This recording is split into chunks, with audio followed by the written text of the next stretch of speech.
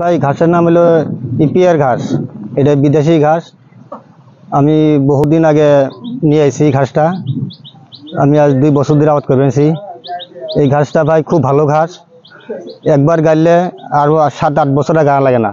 এটা কেমন করে বুনতে হয়, কোনো বিধান আছে নাকি? এটা ভাই বিধান তো না, এটা ভাই ঘাসটা যেন বড় হবো, ঘাসের গিট হয়, এই গিটটা কাটে গাড়লে ঘাস হয়। একবার গাড়লে 7-8 বছর গাড়া লাগে না।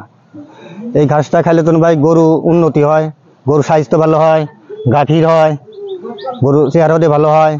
ঘাসটা খুব গুণ আছে। আপনি যে বলছিলেন গিট, সেই গিটটা কেমন হয়?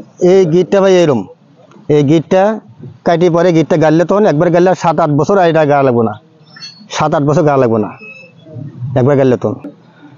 ইনশাল্লাহ যারা ঘাস পায় না, যদি আমার যোগাযোগ করে ইনশাল্লাহ আমি দিমু আর কি, ব্যবস্থা করে দিমু। এটা আপনি বিক্রি করেন না? হ্যাঁ, কারো দরকার পড়ে চাই আমি ঘাসও বিক্রি করেন? ঘাসও বিক্রি করি, ঘাসও বিক্রি করি। যদি বিধান যদি চাই আপনি তাদেরকে দিবেন? হ্যাঁ, দেওয়া যাবো, ইনশাল্লাহ দেওয়া যাবো। তো এটা বছরে কতবার আসে এই ঘাসটা? এটা সারা বছরই কাটা যায়, মানে 15 দিন 20 দিন পরে পরে? 20 দিন 25 দিন পরে কাটা যায়, সারা বছরই হয়। এটা কোনো ক্ষতি হয় না, একবার গাড়লে 7-8 বছরে গাড়া লাগে না। ঠিক আছে, যে আমি তো করি নাই, আমাদের গ্রামের যে আমিনুল ভাই নাম, ওনা যাওয়া 2 বছর আগে করছে। তবে আমি দেখি মাসে 3 বার কাটা হয়। তো বহুত উন্নত ধরনের ঘাস এটা, যেগুলা মানুষ, যেগুলা গরুর ফার্ম করে যেগুলা ব্যক্তি, তাদের জন্য বহুত উন্নত।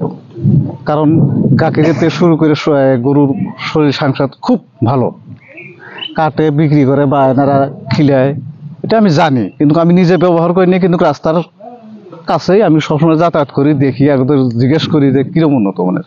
এটা বলতে ভালো হয় কেমন করে? এটা কোনো বীজ বা বিসি আছে নাকি, বা কি ধরনের করে এটা বুনতে লাগে? আমি জানা সত্য দাদা, এটা ওইরকম বিচি নাই। এটা এই যে গাছটা যখন বড় হয়, বড় হওয়ার পরে এই যে গিট, এটা একটা গিরা আছে, এই গিরাটা কাইটে কেটে এই যে এরকম করে কুশালের মতো? কুশালের মতন, সেম কুশালের মতন বেড়ে দেওয়া হয়। ঘাস দেয় বছরে ওইটা তো সঠিক বলা পারি, কিন্তু মাসে 3 বার কাটে এরা, এটা জানি আমি। বছরে কতটুকু থাকবো ওটা আমি বলা